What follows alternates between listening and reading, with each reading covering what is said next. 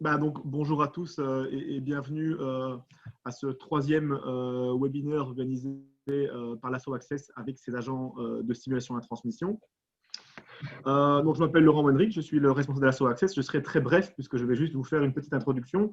Pour ceux qui ne le savent pas, l'Asso Access, c'est l'outil de la région wallonne qui vise à faciliter les transmissions d'entreprises à travers diverses missions, sensibilisation, accompagnement, mise en relation de repreneurs et cédants, le tout de manière neutre et confidentielle, bien sûr.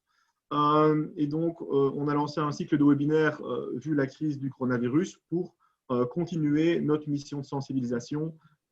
Et donc, ce cycle de webinaires est organisé par nos agents de transmission de terrain, dont Audrey fait partie pour la province de Liège. Donc, on a eu un premier qui était sur la préparation générale à la transmission, un deuxième qui a déjà eu lieu sur la valorisation de l'entreprise, et aujourd'hui, ce sera sur les entreprises familiales, un sujet plus complexe et souvent sous-estimé. Les deux premiers sont visibles sur notre chaîne YouTube si vous voulez les revoir. Et je peux déjà vous donner rendez-vous pour le quatrième qui, lui, aura lieu mi-octobre et qui traitera des enjeux juridiques, là aussi, une question importante. Et j'en profite pour vous annoncer que la semaine de la transmission aura lieu du 9 au 20 novembre. Là aussi, vous aurez droit à pas mal de contenu sur la transmission d'entreprise. Je ne serai pas plus long et je cède la parole à Audrey. Audrey, à toi. Merci Laurent. Voilà, bonjour à tous. Alors, avant de commencer, petite précision par rapport à vos caméras et vos micros qui sont automatiquement coupés. Et donc, si vous souhaitez poser des questions durant le webinaire, vous pouvez soit le faire de façon anonyme via la box Q&R, soit de façon publique via le chat. Dans les deux cas, je relayerai votre question à nos orateurs. Vous aurez également la possibilité de poser toutes vos questions à la fin de ce webinaire. Sachez également que ce webinaire, comme les deux premiers, est enregistré et donc dans les jours qui viennent, vous aurez l'occasion vous recevrez un lien par mail grâce auquel vous pourrez donc revisionner ce webinaire à votre aise et avoir accès donc à toutes les informations qui seront communiquées aujourd'hui. Voilà, je me présente, je m'appelle Audrey Routiot, je suis conseillère en transmission d'entreprise chez UCM. Donc concrètement, j'oriente les dirigeants d'entreprise dans leur première réflexion par rapport à la transmission de leur entreprise. Je fais partie d'un dispositif chapeauté par la SO Access et qui fait appel à d'autres institutions comme la CCI et la WFG, de sorte que j'ai un homologue par province et nous couvrons ainsi toute la Wallonie. Alors, notre rôle fondamental est donc de sensibiliser les dirigeants d'entreprise à la transmission de leur entreprise, car on constate bien souvent que c'est une étape qui est repoussée ou redoutée par certains dirigeants. Et donc, nous réalisons également des diagnostics visant à identifier leurs besoins en accompagnement au niveau donc, de leur transmission. Et suite à ce diagnostic, nous les redirigeons alors vers des prestataires agréés de l'Asso Access. Ces prestataires, il en existe plus ou moins 150 qui ont différents profils. Donc, ce sont aussi bien des cabinets de cession-acquisition, des cabinets d'avocats, des fiduciaires, dont l'expertise en transmission d'entreprise a été vérifiée et validée donc, par la SO Access. Et donc aujourd'hui, nous avons le plaisir d'accueillir un de ces experts, Deloitte Private, représenté par Vincent Trévisan et Hélène Rouvet. Donc, Vincent est en charge du bureau Deloitte Private de Liège, qui regroupe les services aux PME en matière d'expertise comptable, de conseils fiscaux, juridiques et financiers, ainsi que de fusion et acquisition. Et Hélène Rouvet est consultante juridique au sein de Deloitte Private et elle travaille pour la ligne de service Private Governance. Donc aujourd'hui, ils vont un petit peu nous expliquer ce qu'il est possible de mettre en place lors d'une transmission familiale pour justement préserver l'entente au sein de la famille lorsque il est temps de passer le flambeau à la génération suivante. Voilà, je vous invite donc Hélène et Vincent à prendre la parole. Je vous passe tout de suite le contrôle des slides. Parfait. Voilà. Hop. Tu peux aller au slide suivant, Hélène.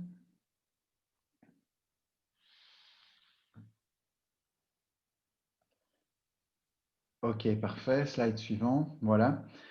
Donc moi, comme l'a très bien précisé Audrey, nous avons développé au fur et à mesure une grande expertise au niveau de la transmission des entreprises familiales. Et jusqu'à présent, ce qu'on constate, c'est que c'est souvent une transmission relativement compliquée. Et elle est compliquée pourquoi? Elle est souvent compliquée par tout simplement par un manque de préparation ou d'anticipation des actionnaires fondateurs de l'entreprise à transmettre quelque part, parce que c'est toujours un peu difficile d'un point de vue émotionnel de s'attacher à partager, attribuer, allouer, discuter avec ses enfants des différents droits et devoirs de chacun de manière transparente et en se disant que va-t-il se passer quand je ne serai plus là ou quand j'aurai transmis le pouvoir.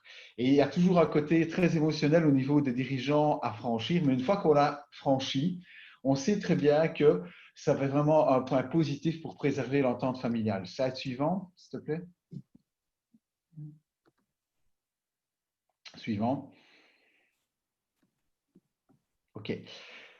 Les deux, quand on est dirigeant d'une PME, le bonheur familial est intrinsèquement lié au bonheur de l'entreprise et vice-versa, quelque part.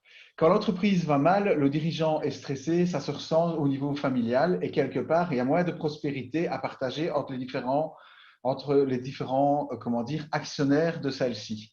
Si au niveau de la famille, il y a également des tensions, qui trouvent leur origine dans ce partage des richesses, quelque part, dans ce partage du pouvoir, ça crée automatiquement une tension également au niveau de l'entreprise, car les employés ne savent plus vers quelle personne se tourner ou qui est à la barre de l'entreprise.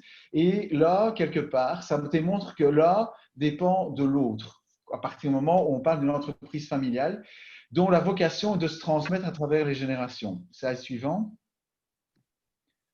Voilà. Finalement, tout se passe bien au tout début. Je crée mon entreprise familiale, je suis l'actionnaire fondateur et finalement, j'ai les trois rôles. Je suis actionnaire, je suis le directeur général ou à plusieurs, par exemple des frères ou des sœurs, nous sommes les directeurs généraux et nous sommes les membres d'une même famille. Et au tout début, on fait un seul cercle parce que les rôles se confondent, bien entendu. Le problème se pose quand, dans ma vocation entreprise familiale, je transmets celle-ci à la génération suivante. Et mettons qu'on a deux frères ou un frère et une sœur et chacun a trois enfants. Là, tout d'un coup, les rôles vont commencer à se différencier parce que certains enfants vont vouloir participer dans l'entreprise, d'autres ne voudront pas. Certains vont garder leur rôle d'actionnaire. Et peut-être que certains, en étant actionnaires au départ, restent, bien entendu, une fois qu'on est dans la famille, on y reste, mais ne voudront plus avoir ce rôle d'actionnaire après, parce qu'il y aura peut-être un partage au niveau de l'héritage. Et donc, cette boule unique qui avait les trois rôles au départ, elle se scinde en trois. Et c'est ces trois boules qu'on va devoir apprendre à coexister à travers la méthodologie et les outils dont va discuter Hélène ensuite. Suivant. Voilà. Et donc, on peut très bien, on a vraiment les trois rôles différents, membre de la famille, employé management et actionnaire silencieux. On peut être employé management quelque part, ne pas faire partie de la famille, ne pas être un actionnaire, mais être impacté manifestement par la décision, la manière dont la gouvernance de l'entreprise va être organisée. Parce que, comme je le disais, s'il y a des tensions au niveau de la gouvernance, ça se ressent au niveau des employés. Alors, quelque part, il faut pouvoir à un moment donné, à chaque génération, idéalement, se dire je remets un peu à plat la gouvernance familiale. Le plus dur est bien entendu le premier pas, c'est-à-dire entre l'actionnaire fondateur qui doit lui créer cette gouvernance pour ses héritiers ou les actionnaires fondateurs, et ensuite à eux de faire vivre la gouvernance. Suivant. Voilà. Alors, je vais quand même revenir à qu'est-ce qui fait le succès d'une entreprise familiale. On a souvent, et ça paraît souvent dans les journaux pour ceux qui suivent, qui lisent régulièrement ça, le grand point fort, c'est l'expertise, mais surtout la vision long terme, qu'on peut joindre avec le dernier point ici, les investissements durables, c'est-à-dire qu'on prend toujours des décisions qui peuvent très bien être, par exemple, je décide de faire un investissement qui, pour moi, actionnaire historique n'aura pas un rendement immédiat, mais qui, je sais, qui dans 5 ans ou 10 ans me positionnera très très bien vis-à-vis du marché. Et je le fais parce que mes enfants vont bientôt reprendre l'entreprise. Et c'est donc cette vision long terme qui est partagée ici avec People, donc avec tous les gens, qui assure la sérénité à la fois du personnel et la sérénité des dirigeants, la sérénité des actionnaires. Ce qui caractérise l'entreprise familiale par rapport à une entreprise qui fait partie d'un groupe multinational, c'est cette vision long terme et de vouloir assurer la pérennité. Et puis l'autre point le plus important, c'est clairement la confiance. Et cette notion de confiance, elle doit se retrouver au sein de la famille, entre actionnaires actifs et actionnaires non actifs, et même entre, comment dire, personnes qui, par exemple, ne seraient plus actionnaires. Si au départ d'un héritage, on dit, bah, j'ai 2 enfants qui sont actifs dans l'entreprise, je leur cède celle-ci, mais je fais le partage familial et le reste de mon immobilier, je le cède à mes autres enfants pour qu'il y ait un équilibre. À nouveau, comment est-ce que tout ça peut bien se passer? À travers la confiance et la transparence, surtout au niveau familial. Et confiance comment? La confiance également pour les données pour les parties prenantes, l'employé, le client, le fournisseur, le partenaire, les partenaires, c'est-à-dire en mettant en avant tout ce qui fait la richesse de l'entreprise familiale, c'est-à-dire sa vision long terme, etc., et en instillant la confiance avec nos partenaires. Voilà. La confiance et la transparence sont certainement les mots-clés dont va bientôt parler Hélène. Et on se retrouve, vous verrez que Hélène va parcourir tout un ensemble de méthodologies et d'outils. Et on se retrouve, comment dire, confronté. Il n'y a jamais un cas qui est identique. Nous, on a eu des cas où on avait 8 enfants, ce qui complexifie quand même à cause du nombre de parties prenantes. Des cas différents où j'avais un enfant qui avait 40 ans et le plus jeune en avait 16. Vous comprenez directement la complexité pour demander la pertinence de la vie de celui qui a 16 ans, mais il ne veut pas être exclu non plus, et plusieurs fois des enfants qui hésitent à s'investir, oui ou non. Oui, mais est-ce que ma sœur, si je ne m'investis pas, elle aura des choses plus faciles à gérer que moi qui devrais gérer l'entreprise familiale, par exemple. Ou encore, les cas les plus compliqués, c'est quand on n'a pas organisé cette charte familiale et qu'on doit malgré tout l'organiser après le décès du fondateur, par exemple. Ça, ce sont des cas vécus qu'on aborde progressivement, qu'on a résolus et qui nous ont permis de construire notre expérience. Et donc, Hélène va vous donner maintenant tous les outils méthodologiques pour pouvoir aborder sereinement la construction de cette confiance au niveau familial. Je laisse la parole à Hélène. Merci Vincent. Donc, nous, au niveau de la méthodologie, on part sur notre petit temple qui est en fait 4 piliers. Ces 4 piliers sont répartis en 2 familles différentes, c'est-à-dire d'abord la gouvernance de l'entreprise et puis ensuite la gouvernance de la famille. Donc, en ce qui concerne l'entreprise, premièrement, généralement, ce pilier-là, il fonctionne assez bien. C'est-à-dire qu'on gère l'entreprise au niveau du personnel, au niveau du marketing, au niveau de la stratégie. Tout ça est mis en place. On la dirige avec des modèles de gouvernance qui ont été mis en place au fur et à mesure des années. Et cette partie-là, généralement, le management et le conseil d'administration, c'est déjà en place et tout se passe bien. Au moment de la transmission, ce qui est aussi important à gérer, c'est tout ce qui est family governance. Donc, la gestion de la famille, qui va pouvoir avoir quel rôle dans l'entreprise, qui est-ce qui a envie d'aller dans l'entreprise, quelles sont les formations qu'on a besoin. Et puis, au niveau du patrimoine, comment est-ce qu'on va structurer le patrimoine? Est-ce que pour les personnes qui ne sont pas intégrées dans l'entreprise, on a une possibilité finalement qu'ils aient un patrimoine autre ou est-ce qu'ils sont obligés d'être actionnaires de l'entreprise aussi?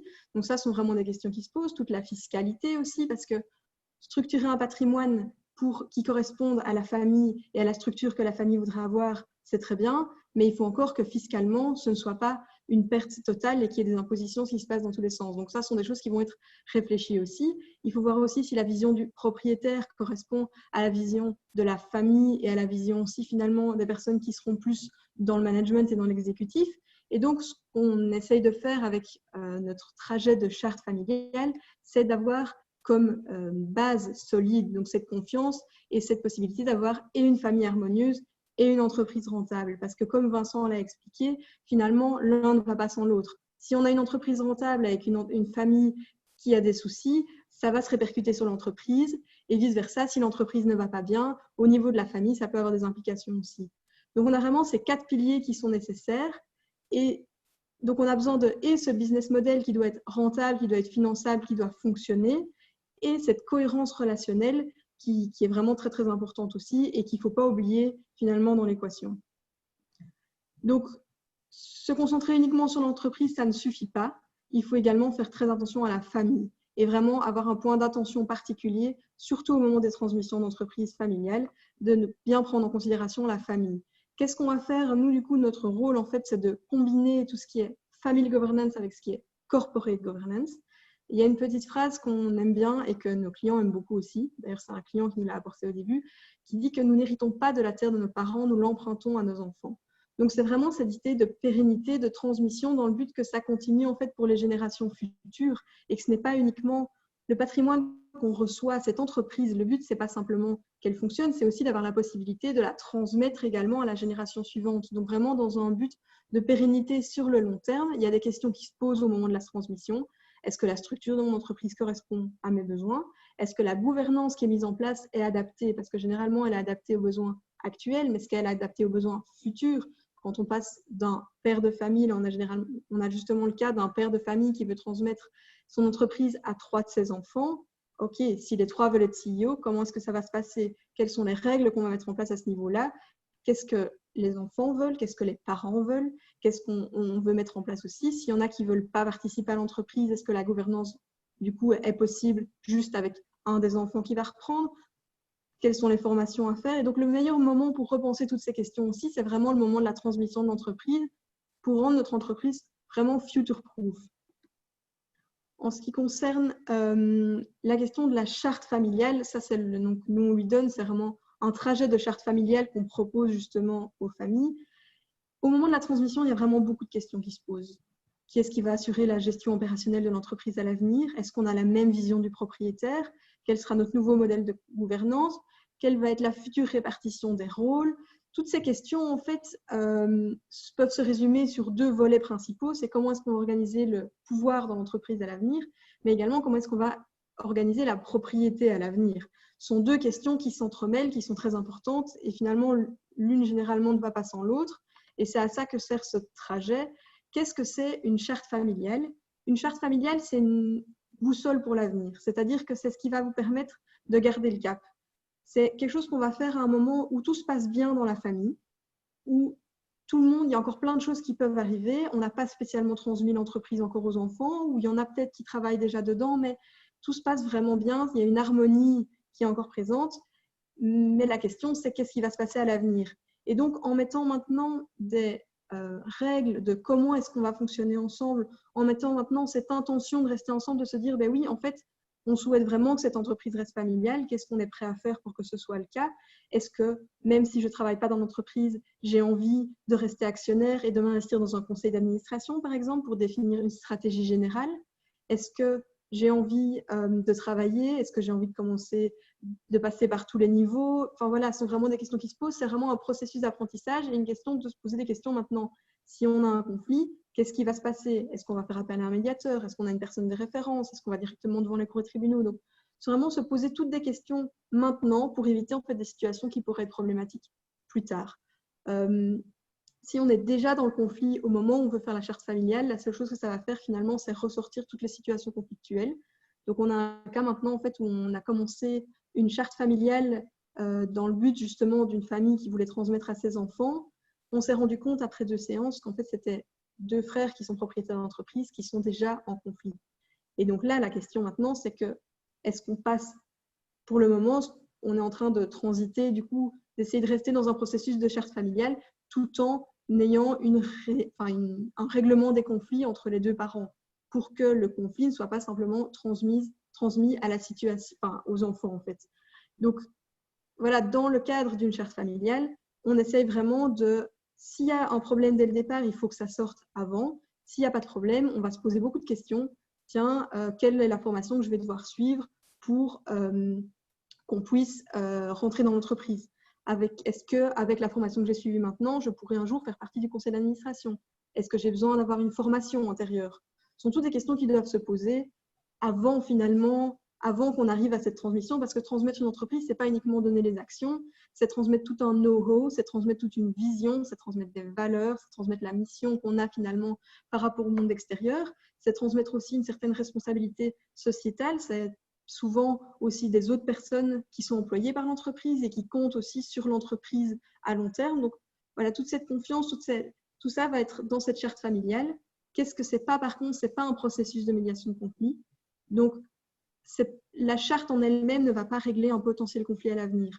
La charte va donner des clés pour dans le futur, pouvoir régler des conflits. Pour savoir si un conflit se présente, qu'est-ce qui va se passer. Ça pourrait également être un moyen d'éviter les conflits, parce que clairement, si c'est écrit dans la charte que pour devenir membre du management dans l'entreprise, il faut avoir un master et 3 ans d'expérience ailleurs, eh bien, quelqu'un qui a fait un baccalauréat, c'est dès le début qu'il va devoir se former, par exemple, dans une direction ou dans une autre. Voilà, donc ça sont vraiment des choses qui vont se régler dans le cadre de la charte. Ce n'est pas non plus le but que ce soit un diktat des parents envers les enfants. Donc, c'est vraiment un processus qui va se construire de toute la famille. Donc, on va avoir les parents, les enfants, il peut y avoir les beaux-parents, il peut y avoir même les petits-enfants, parfois s'ils sont déjà intéressés, de voir un peu comment ça se passe. Le nombre de personnes impliquées, ça dépend vraiment de la volonté de la famille qu'on a en face de nous. Mais ce qui est important, c'est que ce ne soit pas uniquement les parents qui disent bah, écoutez, voilà, ça se passera comme ça.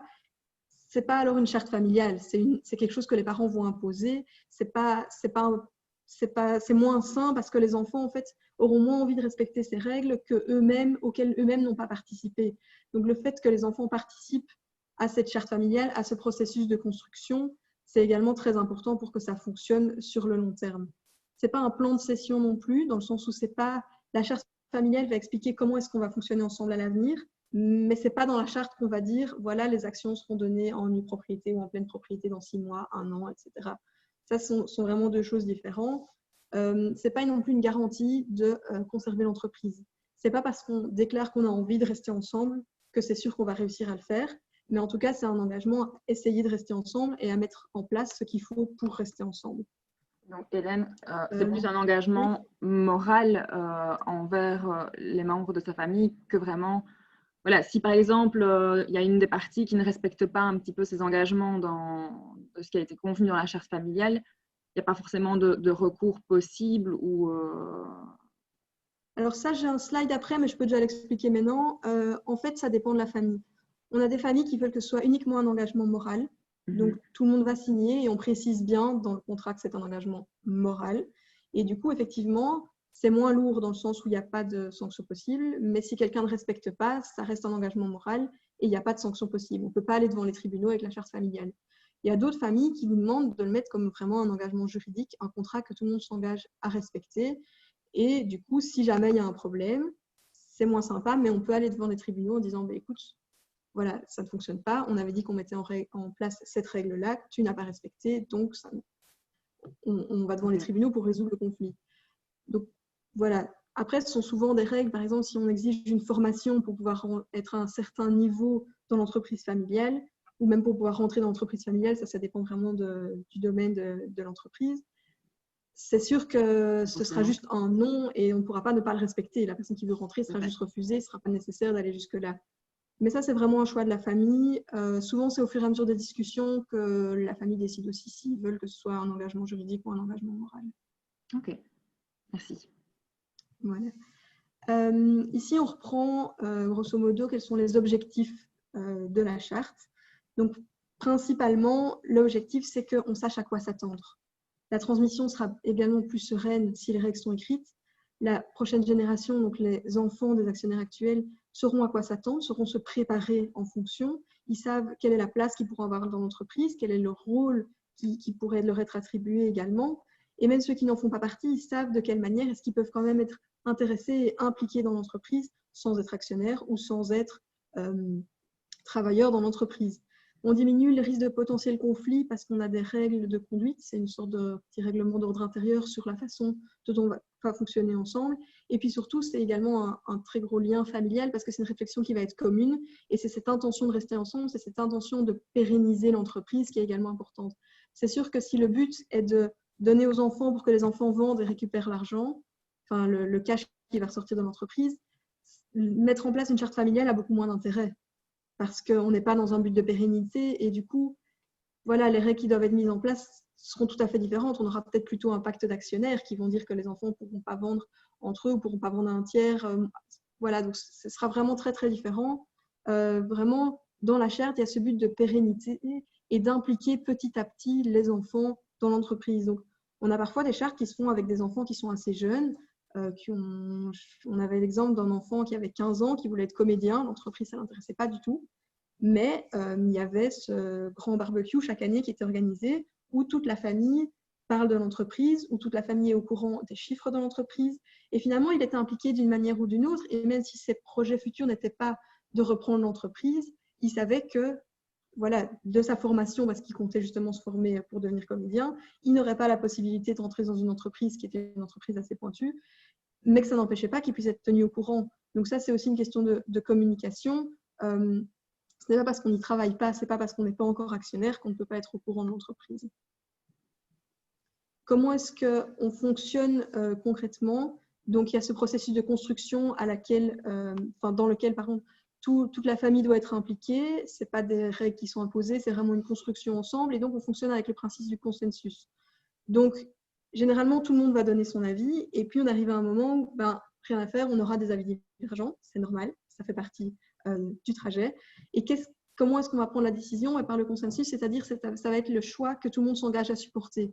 Donc, peut-être que moi, je n'aurais pas dit qu'il fallait telle ou telle formation pour pouvoir rentrer dans l'entreprise.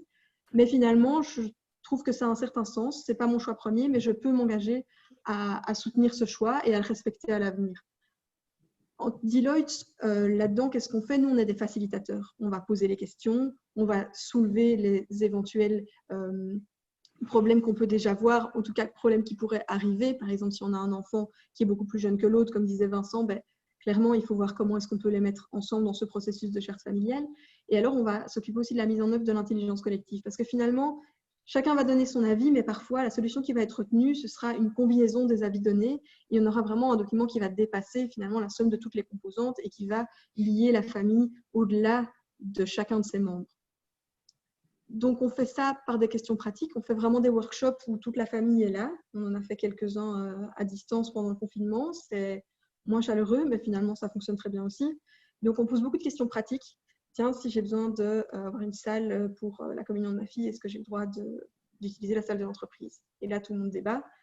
On a aussi une partie plus théorique parce qu'on a parfois des très jeunes enfants. Mais par exemple, cet enfant qui voulait être comédien et qui a 15 ans, une entreprise, qu'est-ce que c'est? C'est compliqué. Donc, on a vraiment des petits exercices de réflexion, on a des outils assez interactifs, on passe parfois des petits films, on a des mentees donc, qui permettent de répondre chacun via son téléphone de manière anonyme, mais qui permettent de voir un peu où tout le monde se trouve aussi. On fonctionne avec des post-it, des flipcharts, on a fait des quiz aussi pour voir un peu ce que les enfants avaient retenu justement. Mais là, on parle d'enfants plus jeunes. Des quiz, bon, on peut faire avec des adultes aussi, bien entendu, mais ce sont des choses qu'on met en place souvent pour vraiment garder l'intérêt des personnes qui sont moins impliquées et qui s'y intéressent aussi, qui se rendent compte que l'entreprise, finalement, c'est plein de choses qui sont tout à fait abordables aussi. Ce n'est pas que des mots juridiques mis l'un à côté de l'autre. On prévoit aussi souvent des réunions préparatoires pour savoir exactement ce que la génération actuelle, ce que les actionnaires veulent de ces workshops. Il y en a qui demandent d'avoir parfois uniquement sur la propriété dans l'entreprise. Moi, je veux juste savoir, je veux juste qu'on discute avec les enfants de qu'est-ce qui va se passer le jour où je décéderai, ou si je vais leur donner, qui est-ce qui va pouvoir gérer l'entreprise. Voilà, on a parfois des workshops aussi où, dans la partie plus théorique, on explique les devoirs des administrateurs. On avait une famille comme ça où ce sont 3 frères et sœurs qui sont maintenant propriétaires de l'entreprise et qui vont céder cette entreprise à leurs 8 enfants. Mais clairement, ils ont entre 20 et 30 ans, ce n'est pas le but, c'est une entreprise d'une certaine taille, ce n'est pas le but que du jour au lendemain, ce soit eux qui décident de tout. Et donc, il y avait aussi la question, oui, ils vont donner en pleine propriété, donc ils seront probablement partie du conseil d'administration, mais ils s'engagent à ce que le CEO, ça reste le CEO actuel, qui va continuer à gérer certaines choses. Ils n'auront pas tout à dire, il y aura encore les parents qui vont venir pour certaines choses. Voilà, parler des devoirs des administrateurs pour former ce genre de prochaines générations qui sont encore assez jeunes, c'est vraiment intéressant. Pour d'autres familles, on va donner un cours de droit des successions ou droit des donations pour qu'ils sachent, voilà, vous avez reçu la nue propriété, ça veut dire que ce n'est pas vous qui allez gérer l'entreprise. Ça veut dire que ce n'est pas vous qui allez recevoir les dividendes. Donc, ce sont vraiment des choses que c'est assez flexible. En fait, la chose principale à retenir, c'est que c'est très flexible, c'est très adaptable. On est vraiment à l'écoute de chacune des familles. Comme chacune des familles est différente, on ne peut jamais réutiliser un workshop qu'on a eu dans une famille et le mettre tip-top dans une autre famille, ça ne fonctionne pas. Il faut vraiment qu'on soit hyper à l'écoute de ce qui se passe dans cette famille-là, de ce qui se passe dans cette entreprise, quels sont les besoins de l'entreprise et qu'on adapte tout ce qui est possible d'adapter par rapport à ces personnes qu'on a en face de nous. Ici, vous allez retrouver grosso modo tout ce qu'on pourrait notamment retrouver dans une entreprise familiale, dans une charte familiale, pardon. On parle de nos 3 piliers, l'entreprise, la propriété et la famille. Il y a plein de choses qui peuvent se mettre. On pourrait faire, voilà, on a fait une autre charte où ça parle uniquement des carrières dans l'entreprise pour le moment parce qu'ils n'ont pas envie de parler de la propriété, mais ils arrivent tous à la fin de leurs études et c'est vraiment la question de savoir est-ce qu'on peut rentrer ou pas dans l'entreprise, de quelle manière. Donc voilà, en fonction des familles, on peut traiter tous les sujets, on peut se concentrer vraiment sur un sujet. On n'a pas de modèle type de charte en fait. Chaque charte est vraiment créée par la famille. Nous, on va la rédiger et on va faciliter, mais les points d'attention, ça va être ceux qui sont communiqués par la famille. C'est construit de toutes pièces avec la famille, avec l'entreprise. Hélène? Oui? Oui, reviens un peu sur le slide précédent. J'aimerais bien faire une précision. Oui, bien sûr. Voilà. Pour la partie donc, entreprise, rémunération des membres familiaux et non familiaux.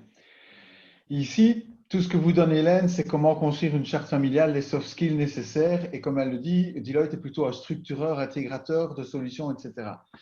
Le point qui reste malgré tout à un moment donné à l'ordre du jour, c'est avoir une société, c'est bien, mais qu'est-ce que j'en retire? Soit je travaille dedans et j'en retire une rémunération, qui est une rémunération qui est souvent fixe avec des incentives pour quelque part pouvoir récompenser la personne de la famille qui s'est fortement impliquée dans l'entreprise si elle atteint certains résultats, mais également la politique de dividendes. Pourquoi? Parce qu'il faut que les actionnaires, le fait d'être actionnaire, même si on n'y est pas au day-to-day, le fait d'être un actionnaire sans être un employé, puisse être récompensé. Et la charte familiale, on construit avec les personnes quelque part un modèle financier où on détermine quelle sera la politique de dividendes future de l'entreprise, dans quel cas on distribue, dans quel cas on ne distribue pas, de manière à ce que les personnes qui ne sont pas dans l'entreprise puissent se sortir toujours à bord et en avoir quelque part une récompense, soit un montant fixe par an, soit un montant variable en fonction des résultats.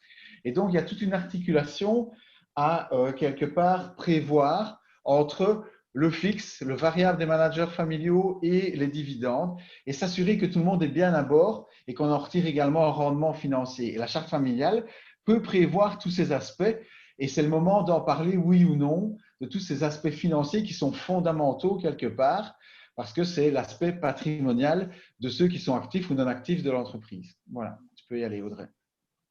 Hélène, excuse-moi. Pas de souci.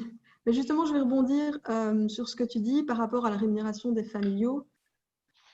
En fait, toutes les règles sont bonnes tant qu'elles correspondent à la famille. Donc, on a des familles où ils disent « Ah non, chaque personne qui rentre dans l'entreprise, il faut un assessment, il faut une firme extérieure qui dise à quel salaire est-ce qu'ils vont se trouver en fonction de leur niveau. » Et même après, chaque fois qu'il y a un changement de niveau, ça se fait par une firme extérieure qui va fixer vraiment un salaire de marché. On a une autre entreprise où on a 2 frères. Il y en a un qui travaille plutôt dans l'opérationnel. Donc, vraiment au day-to-day, il s'occupe de la comptabilité, il travaille vraiment dans l'opérationnel. Et on a l'autre qui s'occupe, qui est le CEO de l'entreprise et qui, lui, fait toute la stratégie au jour le jour, qui met tout ça en place, qui travaille les soirées, les week-ends, les vacances, tout le temps. Ils n'ont pas les mêmes horaires, ils n'ont pas les mêmes fonctions, mais dans la charte, ils ont décidé qu'ils allaient gagner la même chose parce qu'ils sont frères, parce que c'est l'entreprise familiale, ils ont décidé qu'ils auraient le même salaire. Est-ce qu'il y a une règle qui est meilleure que l'autre? Non, tant qu'elle convient vraiment à tous les membres de la famille. Donc, c'est vraiment ça qui est important aussi, c'est de dire qu'est-ce qui nous convient à nous, qu'est-ce qu'on va mettre en place pour qu'on puisse fonctionner ensemble après. On est dans une entreprise familiale, il y a des règles qui sont parfois différentes que ce qu'on retrouve dans les entreprises en règle générale, mais tant que ça convient finalement à tous les membres de la famille, il n'y a pas de problème particulier avec ça, on peut l'indiquer dans la charte. Ok, reviens encore un peu à coup. Je reste plus sur le slide précédent. Oui, je vois. Voilà. Alors, pour la partie propriété, ce que j'aimais bien, c'était le deuxième point, le marché de liquidité interne. Qu'est-ce que ça veut dire, ce point-là? C'est de dire, voilà, nous sommes dans la 3e génération, finalement, moi j'ai 3% des parts. Est-ce qu'il est possible, et j'ai un autre projet, est-ce qu'il est possible un jour que je puisse céder ces parts? Évidemment, la charte familiale, ainsi que les statuts ou des conventions d'actionnaires, peuvent prévoir tout un mécanisme de cession. Mais ce qui est bien également, on a vu les aspects financiers de rémunération fixe, variable, dividende, Mais ce qui est bien également, c'est de prévoir une sorte de liquidité interne, c'est-à-dire que si certaines personnes veulent vendre leur part, comment est-ce que ça peut se passer? Si on n'est que deux, qu'on a 50%, c'est embêtant. Si on est par contre une vingtaine d'actionnaires de la troisième génération, on peut tout à fait aborder le problème et dire, ben, on peut très bien vous racheter une partie de vos parts de manière telle que vous puissiez vous relancer un projet de votre côté.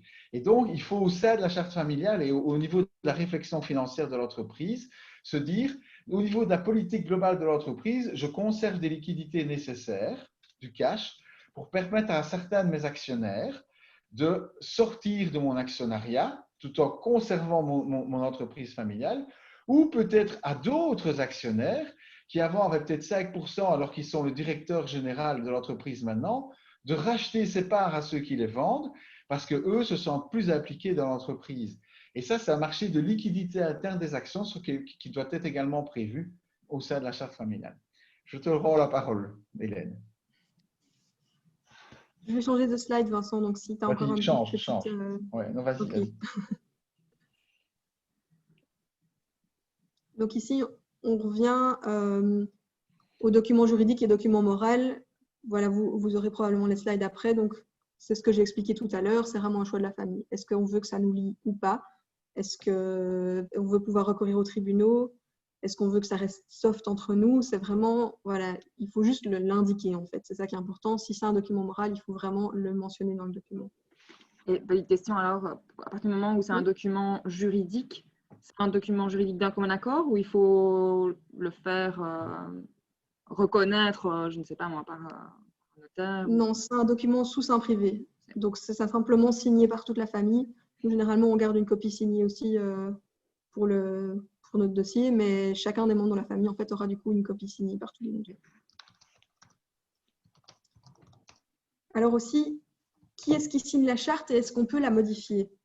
Oui, rien n'est figé dans le temps. Donc, s'il y a des circonstances parfois familiales qui changent, on peut décider de changer la charte familiale. Souvent, on a une sorte de conseil de famille qui est composé uniquement de membres de la famille qui sont parfois actionnaires, parfois pas actionnaires, mais il ne faut pas faire partie de l'entreprise pour être membre du conseil de famille, qui va parfois donner l'incentive et qui va dire, voilà, ce sera intéressant. Ici, on a une situation qui a quand même fort changé.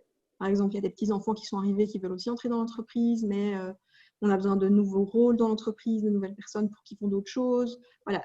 Est-ce qu'on peut la modifier? Et oui, bien sûr, on peut la modifier de nouveau de commun accord. Comme c'est un document qui est écrit de commun accord à la base, il peut toujours être modifié, mais de commun accord à chaque fois. Souvent, on le fait sous forme d'addendum au texte d'origine. Si on change toute la charte, évidemment, on va en rédiger une nouvelle, mais si c'est juste des petites modifications, on va simplement rédiger un petit document et l'ajouter. Comme on ne peut pas s'engager ad vitam aeternam, la charte a toujours une période de validité qui est déterminée, mais on peut la prolonger tacitement d'un an ou quelques années à la fois s'il n'y a pas de demande de modification. Donc, chaque fois aussi, quand on arrive à la fin de la validité et juste avant la prolongation tacite, on peut se poser la question, est-ce que ce ne serait pas le moment de la modifier? Est-ce que des choses ont changé? Est-ce que c'est intéressant de la modifier ou pas? Ça, c'est vraiment à voir. Qui signe la charte maintenant? Ça, c'est toujours une grande question. Les propriétaires actuels, bien entendu. Les conjoints, pourquoi pas? Parce qu'il y a parfois des règles qui concernent les conjoints. Il y a des familles qui ne veulent pas que les conjoints rentrent dans l'entreprise. Il y a des familles qui disent, ben oui, les conjoints sont la famille, donc ils peuvent rentrer dans l'entreprise au même titre. Voilà, ça aussi sont des règles qui sont mises dans la charte. Mais donc, est-ce que les conjoints signent ou pas? Est-ce que les enfants signent? À partir de quel âge? Est-ce qu'on dit que, par exemple, à partir de 12 ans, on commence à les informer, et puis quand ils sont majeurs, ils doivent signer la charte aussi? Est-ce que la belle famille va signer? Mais qu'est-ce qu'on entend par la belle famille aussi? Est-ce que ce sont les conjoints des actionnaires? Est-ce que ce sont aussi les conjoints des enfants des actionnaires? Est-ce que voilà, jusqu'où ça va? Est-ce que si les conjoints font partie de l'entreprise, alors ils signent, sinon non? Ça sont toutes des règles en fait qui sont à mettre en place, mais c'est pas parce qu'on ne signe pas la charte familiale qu'on n'est pas au courant de l'entreprise. Donc de nouveau, le barbecue de fin d'année, ce qu'on appelle plutôt un forum familial, c'est le but de tenir toute la famille au courant. Ça permet d'avoir une information contrôlée, ça permet d'éviter parfois des problèmes de communication aussi, d'où partent certains conflits. C'est assez intéressant de mettre ça en place. Ici, c'est une photo qu'on aime. Excuse-moi, petite question. Je parle d'un cas de figure que je rencontre assez souvent où j'ai le père à la tête. Il y a seulement un des enfants qui reprend l'entreprise et qui est déjà actif au sein de l'entreprise. Donc, pour le père, c'est clair, c'est l'enfant qui est actif au sein de l'entreprise qui va reprendre. Un a mentionné clairement qu'il ne voulait pas reprendre et l'autre qui potentiellement était intéressé. Mais voilà, pour le père, le fils qui est peut-être potentiellement intéressé n'a rien à dire. Dans ce cas de figure-là, vous essayez quand même d'impliquer tout le monde. Vous arrivez à impliquer tout le monde. Est-ce qu'ils sont, le fils qui n'est pas concerné est quand même signataire ou simple observateur? De nouveau, ça dépend en fait ce qu'il appelle reprendre. Parce que si pour lui reprendre l'entreprise, ça veut dire que c'est lui qui va s'occuper de la gestion, mais que ça n'empêche pas que les autres soient aussi actionnaires. Voilà, clairement, tous les futurs actionnaires vont faire partie de la charte familiale. Si maintenant il veut qu'il y ait un seul de ses enfants actionnaires et que les autres aient des autres biens, il ne faut pas oublier de mentionner aussi au niveau successoral, ok, mais est-ce qu'on sait maintenir une égalité entre enfants si vous donnez l'entreprise à un des enfants? Parce que ce qui arrive souvent quand même, c'est que l'entreprise familiale soit pas toujours le seul bien de la famille, mais en tout cas représente une grande majorité, enfin une grande partie du patrimoine des parents. Et du coup, ben, ok, si mon entreprise, c'est 70% de mon patrimoine et que j'ai 3 enfants, je ne vais pas pouvoir juste la donner à un et que les autres n'aient rien. Ou alors, on n'a plus du tout d'égalité entre les enfants, ce qui est possible aussi, puisque la réserve des enfants n'est que de la moitié. Donc, tant que la moitié est partagée entre les 3 enfants, l'autre moitié, le père peut en faire ce qu'il veut. Mais tout ça, c'est aussi une discussion qu'il faudra avoir avec le père, parce qu'il y a on a eu le cas d'un père qui justement disait « Non, mais c'est ce fils-là qui va reprendre, pas de souci. » Mais en fait, il n'a rien à côté de son entreprise. Et du coup, oui, il faut quand même que sa fille se retrouve avec quelque chose aussi. Et donc, finalement, par la force des choses, soit on a les 2 enfants qui sont actionnaires, mais ce sera le fils qui sera dans le conseil d'administration. Sachant que c'est l'Assemblée générale qui élit le conseil d'administration, voilà, la fille aura quand même quelque chose à dire aussi. Soit on a une société comme ça où on a fait une scission en fait, de la société où on a d'un côté l'immobilier et de l'autre côté l'opérationnel, parce que l'immobilier dans la société a une valeur très importante. Et donc, il y a 2 enfants qui sont actionnaires de l'immobilier à des parts qui ne sont pas égales parce que l'autre enfant qui veut reprendre l'entreprise est actionnaire seul de l'opérationnel. De cette manière-là, on arrive à maintenir une égalité entre les enfants parce que niveau valeur, ils auront chacun la moitié. Sauf qu'il y a une société où il y aura l'enfant qui n'est pas dans l'opérationnel qui a, je crois, 70 ou 65% de l'immobilier et puis l'opérationnel est à 100% l'autre enfant et l'opérationnel loue alors l'immobilier de l'autre côté. Maintenant, de nouveau, ça dépend des sociétés, ça dépend des familles. Il faut voir ce qui est possible de mettre en place fiscalement aussi parce que la restructuration, ça peut être neutre fiscalement, mais il faut voir dans quel contexte. Donc, ce sont toutes des choses qui sont analysées. Mais le but, c'est en tout cas au départ d'avoir tout le monde autour de la table, ne fût-ce que pour que l'enfant qui n'est pas destiné à reprendre l'entreprise alors qu'il en a peut-être envie, soit au courant aussi. C'est plutôt la difficulté, oui, en effet, d'intégrer ces personnes qui, a priori, de par la décision des parents, seraient exclues.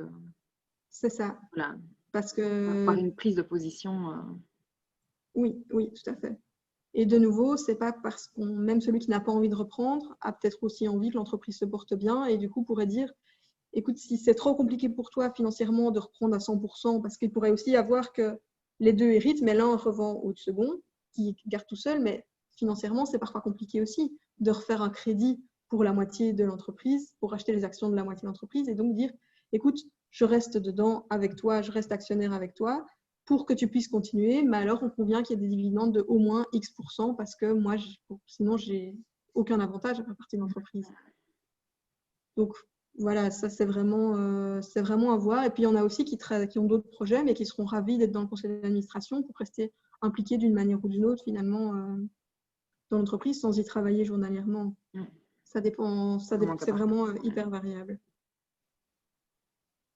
Donc ici, ça représente assez bien la dynamique familiale où on a parfois des opinions très, très divergentes. Et donc, par exemple, si on a une personne qui est dans le management, qui gère au quotidien l'entreprise, et une personne qui est uniquement actionnaire ou même juste qui est aussi dans le conseil d'administration, on pourra avoir 2 volontés par rapport aux dividendes. On a celui qui travaille dans l'entreprise qui dit qu'il a besoin des fonds pour les réinvestir, pour développer.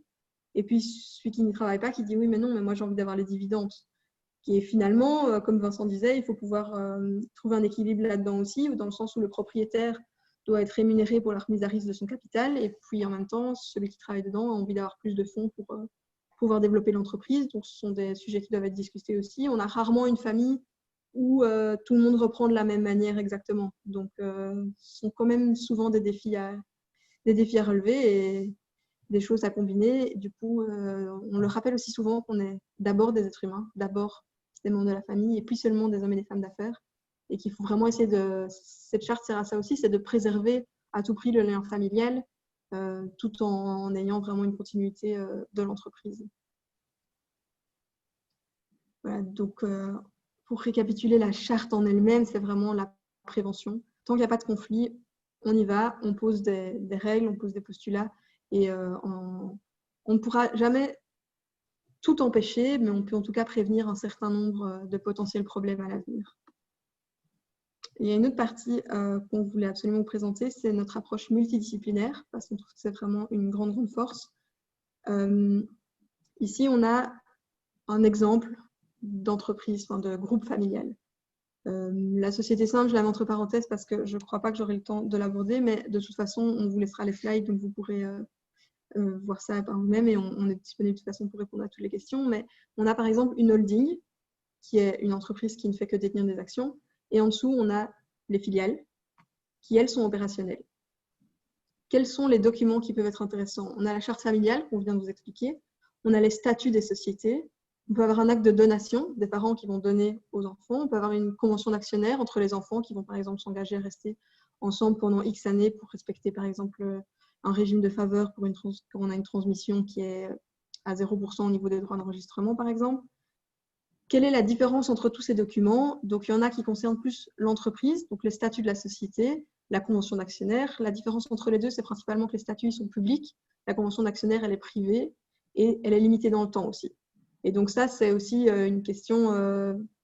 on n'a pas toujours envie de tout mettre dans les statuts parce qu'on n'a pas toujours envie que tout soit public. Et donc la convention d'actionnaire, ce sera uniquement entre les actionnaires. Ce n'est pas opposable aux tiers du coup parce que ce n'est pas publié. Et puis on a tout ce qui concerne la famille. On a la charte familiale qui est un cadre de référence vraiment qui est beaucoup plus vulgarisé que les statuts ou qu'une convention d'actionnaire et qui va aussi concerner les personnes qui ne sont pas actionnaires, contrairement à la convention d'actionnaire qui, elle, ne concerne évidemment que les actionnaires.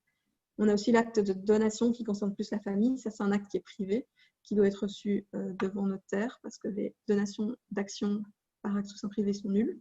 C'est toujours intéressant à savoir aussi. Et on a des clauses qui peuvent être mises dans l'acte de donation. Par exemple, quand on ne donne que la nue propriété, les parents qui sont usufruitiers peuvent dire qu'ils ne peuvent pas vendre les actions pendant la vie des usufruitiers. Mais toutes ces clauses vont être limitées à la durée de la vie des donateurs et ne concernent que les parties à la donation. Donc, si on veut quelque chose qui est vraiment opposable à tous, ça doit être dans les statuts. Si ça doit être opposable à tous les actionnaires dans la convention d'actionnaire, à toute la famille dans la charte, et si c'est opposable uniquement aux parents et aux enfants, à ceux qui donnent et ceux qui reçoivent, alors on sera plutôt dans un acte de donation. Donc c'est vraiment 4 documents qui sont différents, les 4 sont intéressants, les 4 sont nécessaires ou pas, parce qu'il y a des familles dans lesquelles on n'a pas besoin de convention d'actionnaire, parce que finalement on met tout dans les statuts, il n'y a pas de souci. Donc ça dépend aussi d'une famille à l'autre, mais c'est vraiment… c'est pas la même chose. Donc la charte familiale et la convention d'actionnaire déjà sont très différents. Ceux-là ont quand même souvent tendance à être un petit peu confondus. Est-ce qu'il y a un lien, sans rentrer dans les détails de la planification successorale, est-ce qu'il y a un lien entre charte familiale et planification successorale? Oui. Est-ce que ça sert de base ou… Oui et non. Oui, il y a un lien parce que la charte est vraiment rédigée dans un objectif de pérennité. Donc, c'est souvent dans un but de planifier. Alors que la planification peut se faire au moment juste après la signature de la charte. On a des familles qui font une charte familiale et qui donnent les actions juste après, souvent en nue propriété quand même pour garder le contrôle et les dividendes. Mais on a aussi des familles qui disent, voilà, on fait une charte familiale, mais les actions ne vous seront pas données maintenant. Maintenant, la partie qui est utile pour vous, en fait, finalement, c'est tout ce qui est carrière d'entreprise. Est-ce que vous pourrez rentrer dans l'entreprise ou pas?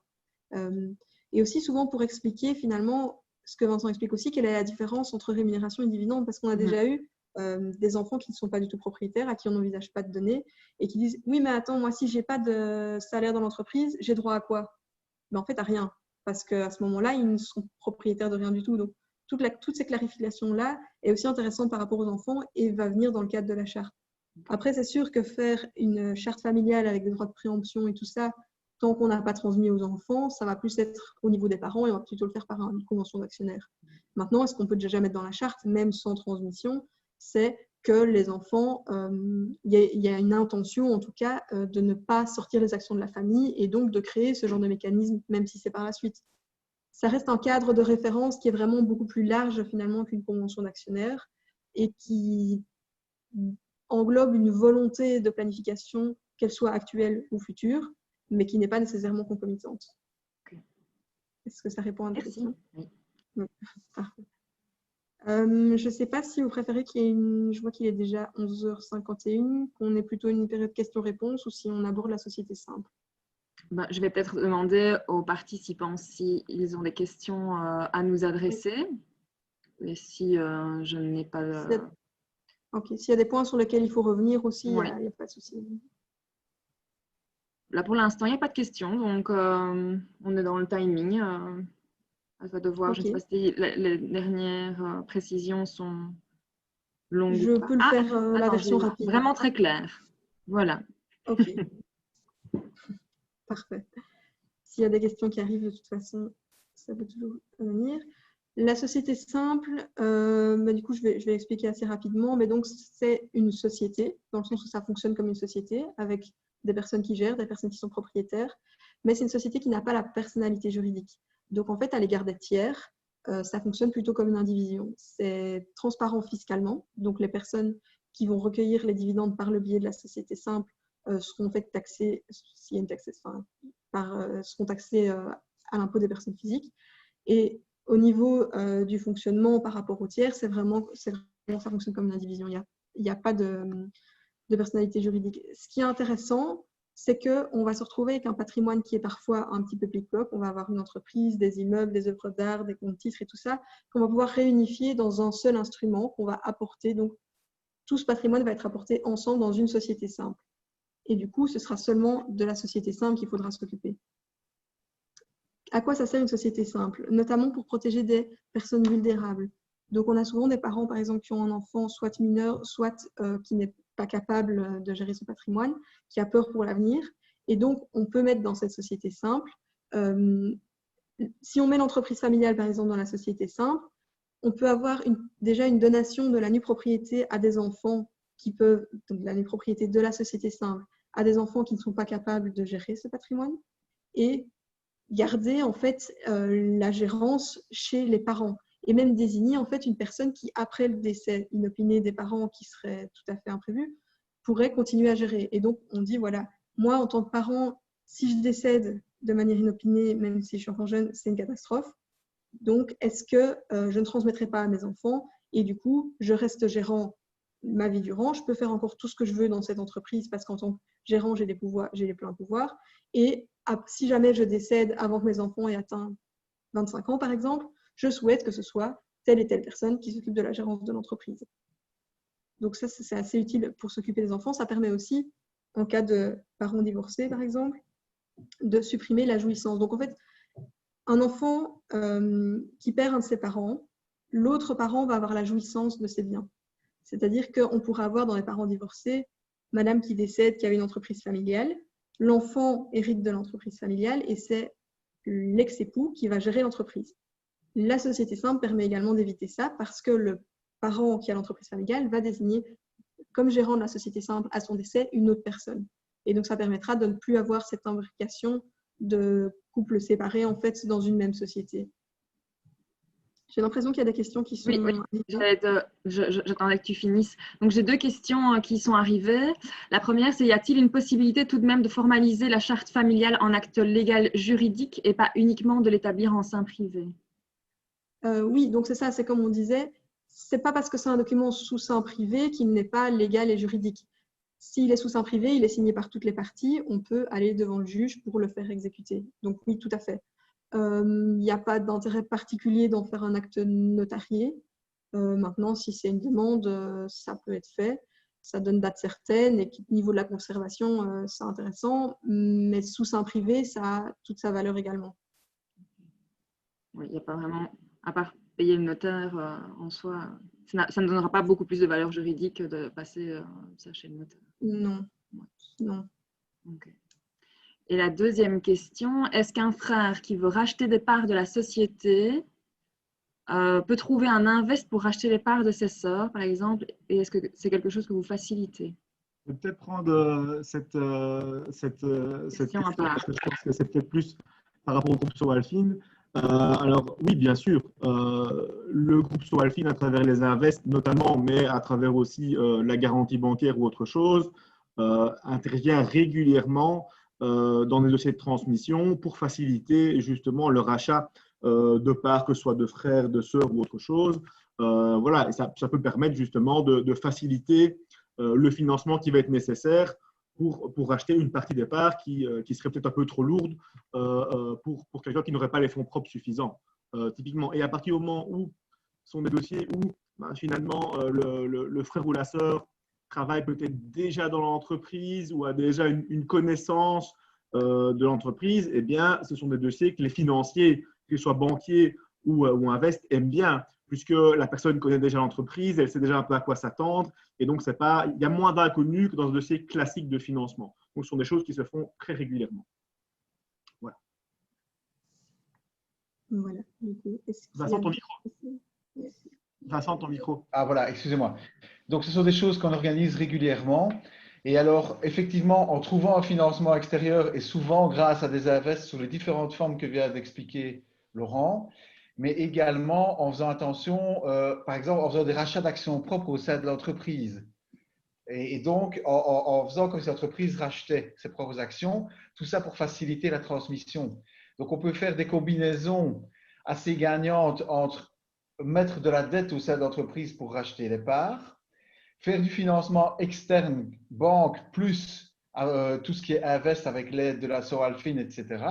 Et pour permettre les transmissions d'entreprise. Et effectivement, ça se fait de plus en plus pour continuer la pérennité. Et j'adhère totalement à la vision de Laurent qui dit à partir du moment où c'est quelqu'un qui est déjà dans l'entreprise, dans la famille depuis longtemps, le niveau de risque de la transmission est inférieur à une transmission vis-à-vis d'un tiers. Tout à fait. Ce qu'on met parfois en place aussi, quand la personne qui veut sortir n'a pas besoin des liquidités directement, c'est de faire en fait une sorte de prêt de vendor loan où on a la personne qui vend ses actions du coup à son frère ou à sa sœur qui reste dans l'entreprise, qui sera remboursée au fur et à mesure des bénéfices de l'entreprise dans les prochaines années. On conclut une sorte de contrat de prêt finalement entre le vendeur et l'acquéreur du coup. Parfait, on arrive, je pense. Tu avais fini, Hélène? Mais je pense que je vais m'arrêter là. J'ai expliqué l'utilité principale, en tout cas, des sociétés simples, vraiment de garder la gestion et les propriétés séparées. Pour le reste, je pense que les dernières précisions sont dans les slides qui suivent, mais qui seront communiquées. Donc, à disposition. Parfait. Ouais, je pense que s'il y a encore des questions, j'ai envie de dire, peut-être pas maintenant ou jamais, parce qu'on peut encore les poser après, mais en tout cas, c'est le moment. Donc, je vais peut-être laisser quelques secondes encore, mais je n'en vois plus trop. Ça veut dire, comme on a pu lire dans les commentaires, que vous avez été clair, et je le confirme, moi-même j'ai appris des choses aussi, donc je vous remercie. Et donc, un tout grand merci à Vincent, à Hélène, à Audrey pour ce webinaire qui était vraiment intéressant, parce que c'est vrai que cette question de transmission familiale est souvent sous-évaluée, alors qu'en fait, elle doit être surpréparée peut-être par rapport à d'autres dossiers. Voilà. Ce n'est pas une question, c'est un merci. Oui. Donc, merci pour le merci. Et donc, merci à tous les participants. Comme je vous le disais au début, un webinaire qui nous attend le mois prochain sur les enjeux juridiques et la semaine de la transmission avec, là encore, du contenu pour toutes les questions que l'on pourrait se poser par rapport aux transmissions. Donc, je propose de clôturer pile poil à l'heure, à midi, c'est parfait, c'est l'heure de l'apéro. Donc, excellente après-midi à tous. Merci beaucoup et nous restons disponibles et Deloitte Private bien sûr aussi pour toutes les questions qui pourraient se poser au niveau des transmissions. À bientôt, j'espère. Au revoir. Au revoir. Merci.